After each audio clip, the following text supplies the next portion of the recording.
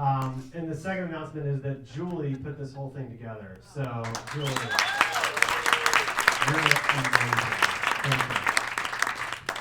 So I'm known. I like to introduce myself. I'm Adam Walker. I have a wife. I have 5, almost 6 kids, and I always start my introductions that way because there's always 2 things that I want everybody to know about me. I'm taken and I'm tired. So that's what I got going for me.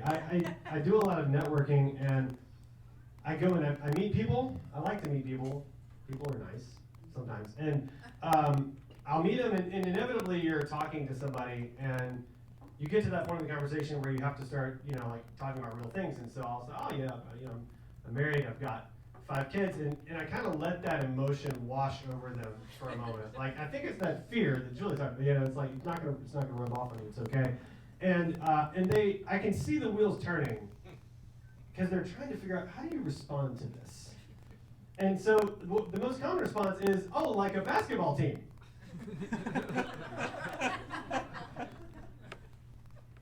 And I'm thinking, if a basketball team is feral dogs playing basketball, sure, like we can go with that. And in that analogy, my wife is the coach and I'm the mascot, so that I guess works out okay. And then I've also noticed with a lot of kids that like counting is different. And so we walk into a restaurant and there's a difference between how like non-parents count and how parents count. So non-parents, like you walk into a restaurant, I walk in, and then they start counting, and it's like 1, they're counting the kids, obviously, right? It's 1, 2, and then 3, you see the fear creeping in on their faces.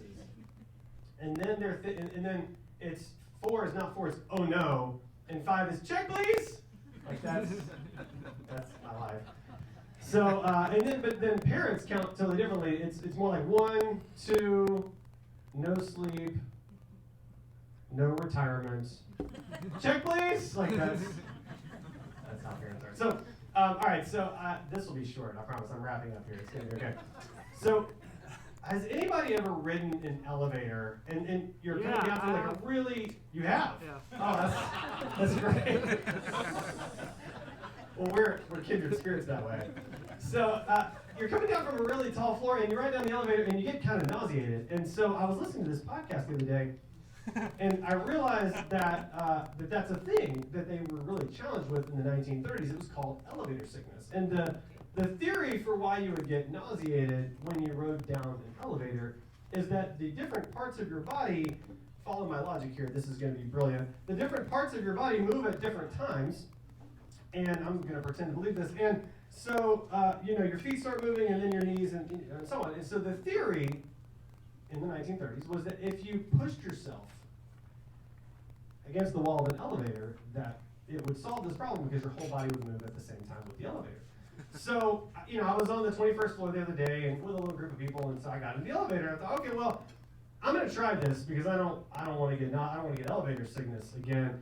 And so I got into the elevator, and I made my way over to the wall here. And then as soon as the doors closed, I went.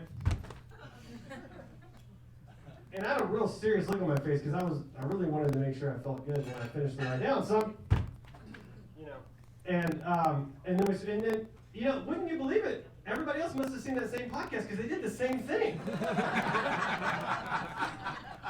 And so we get to the bottom, and I was feeling really good. Like I didn't have any elevator sickness, and I got off the elevator, and I looked back, and I don't think it worked for them. They were kind of upset.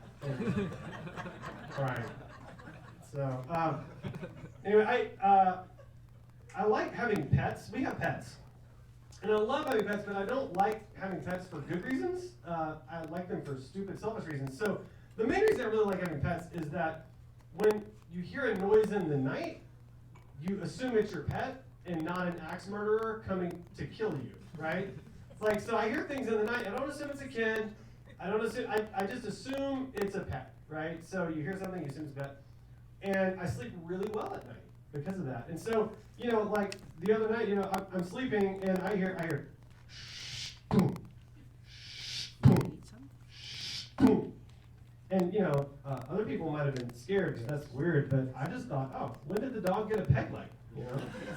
So, that's all I've got. I'm going to stop right there. So,